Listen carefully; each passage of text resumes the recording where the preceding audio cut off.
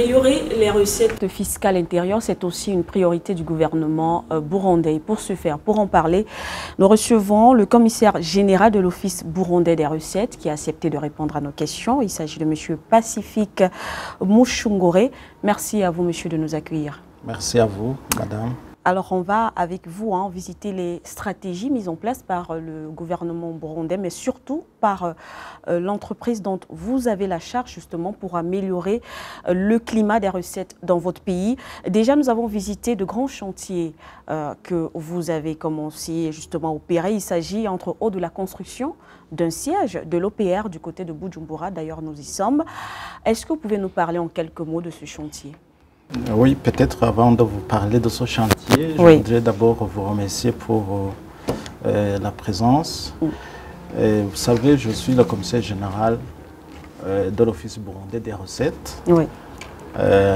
L'Office burundais des recettes, si je commence par sa présentation, c'est un établissement public sous la tutelle du ministère des Finances. Et les finances dans ses attributions.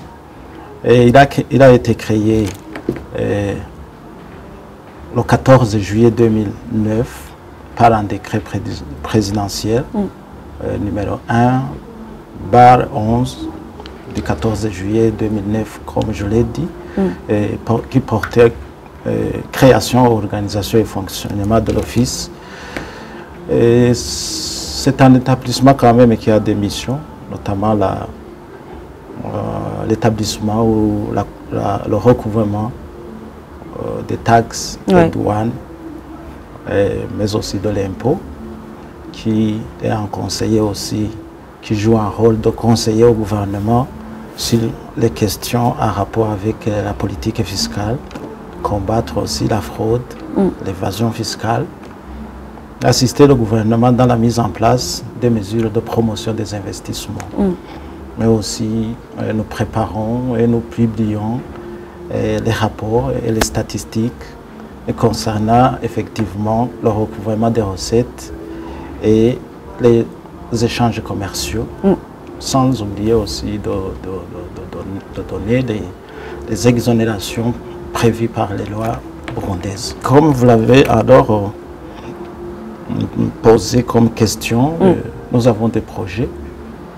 D'abord, vous savez que l'Office burundais des recettes, comme je l'ai dit, a une mission de collecter le plus de taxes et impôts.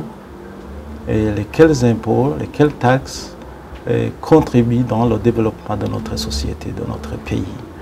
Et sur base de ces collectes, nous avons jugé bon de ne pas louer toujours les immeubles dans lesquels nous sommes aujourd'hui. Et nous avons entamé à partir de 2012 un projet de construction d'un chantier ou d'un immeuble qui servira de siège à notre office. Aujourd'hui, on est à une phase aussi satisfaisante parce que nous sommes à peu près à 20% des travaux. Un chantier qui avait commencé en 2021. Au mois de février. Ok, début d'année. En début d'année. Aujourd'hui, on est ravis d'avoir un siège. D'ailleurs, dernièrement, on célébrait la fête de l'indépendance. C'est de ces œuvres-là qui témoignent que le Burundi vraiment jouit de son indépendance. Et justement, quelle est la date de prévention? C'est-à-dire à quelle période est prévue la fin des travaux? La fin des travaux est prévue au mois de février 2025, c'est-à-dire après 4 ans. Après 4 ans. Alors, on va évoluer. Quels sont les moyens que vous avez mis en place ou que vous mettez en place pour la transparence, justement, pour garantir la transparence? Parce qu'il faut dire que c'est un secteur assez délicat, mais aussi pour prévenir les fraudes. Oui. D'abord, il faut avoir le soutien de l'autorité hiérarchique, c'est-à-dire le président de la République. On doit avoir le soutien au niveau national. On doit travailler avec l'administration locale d'abord, parce que sans eux, il serait difficile d'arriver à notre objectif. Sinon, il y a d'autres stratégies. La transparence, la lutte contre la fraude, l'évasion fiscale aussi, Oui. La digitalisation. Vous savez que le monde évolue. Il faut quand même des équipements. Est-ce que c'est en cours ou alors est-ce que c'est déjà mis en place, cette digitalisation? Il y en a. Nous bénéficions de la part des partenaires de pas mal d'équipements pour quand même maximiser la collecte des recettes, mais aussi la formation de notre personnel. Il faut un personnel formé, équipé. Et il y a aussi la sensibilisation, l'identification de nouveaux contribuables, ce qu'on appelle l'élargissement de l'assiette fiscale. Les lois, la révision des lois qui ne facilitent pas aux contribuables de se sentir vraiment libres de déclarer ses revenus, tout ça. Il y a pas mal de stratégies, mais les plus importantes sont celles-là que je viens de... Et justement, comme vous l'avez dit, vous proposez aussi au gouvernement, le gouvernement qui, on le rappelle également, qui met en place aussi des programmes de développement pour le pays. Et lorsque le gouvernement le fait, il y a justement des services comme le vôtre qui doivent accompagner le gouvernement dans ce projet. Alors vous, à votre niveau, quels sont les points ou les chantiers que vous arrêtez ou dans lesquels vous travaillez pour accompagner le gouvernement dans le plan de développement du pays, mais aussi et surtout pour garantir la compétitivité des entreprises burundaises sur le plan international? Oui. Comme vous le dites, il y a des instruments en matière de développement de notre pays. Il y a le plan national de développement. Tout à fait. Il y a d'autres instruments qui sont en place.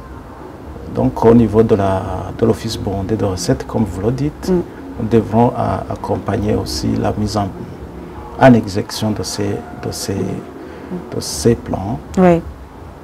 Oui, au niveau de l'OBR, alors, nous avons aussi mis en place un plan stratégique de développement qui prend source, qui prend origine dans le plan national de développement. Et il y a aussi un objectif qui nous est donné, qui se trouve dans la loi des finances.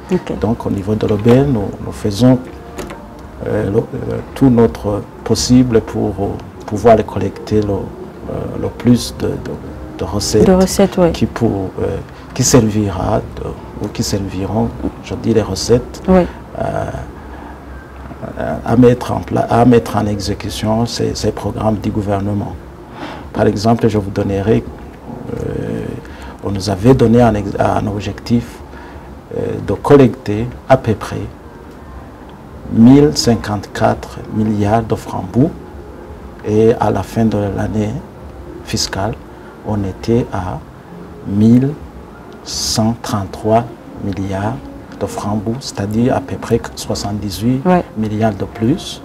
Ça servait, ces recettes servent effectivement à la mise en exécution de tous ces programmes prévus par le gouvernement. Voilà notre contribution pour ce qui est de la mise en exécution des programmes du gouvernement. Alors on va sortir de cet échange, justement on comprend, en tout cas on conclut qu'il y a, le bilan est assez positif. On a parlé d'un chantier, vous parliez justement de ce siège qui est en construction.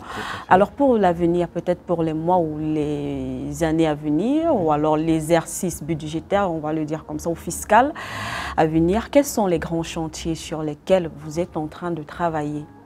Les grands chantiers dans l'avenir, c'est d'abord de terminer la construction de notre siège. Vous savez, je vous ai dit qu'il est à 20%. On va continuer quand même à mettre en place les moyens pour pouvoir terminer ce siège. Nous avons aussi un chantier de digitalisation de notre office pour collecter plus. On nous a donné un objectif aussi qui est important. Nous devons mettre en place des stratégies, notamment la digitalisation, le chantier, la formation, mais aussi travailler de connivence avec les partenaires régionaux. Dans l'East Africa, le territoire douanier unique. On va essayer de multiplier aussi les sites de collecte. Oui. Mais surtout chercher le soutien de tous les contribuables, de tous les intervenants, je dis l'administration locale, les différents partenaires, même notre gouvernement, pour qu'on puisse quand même collecter plus.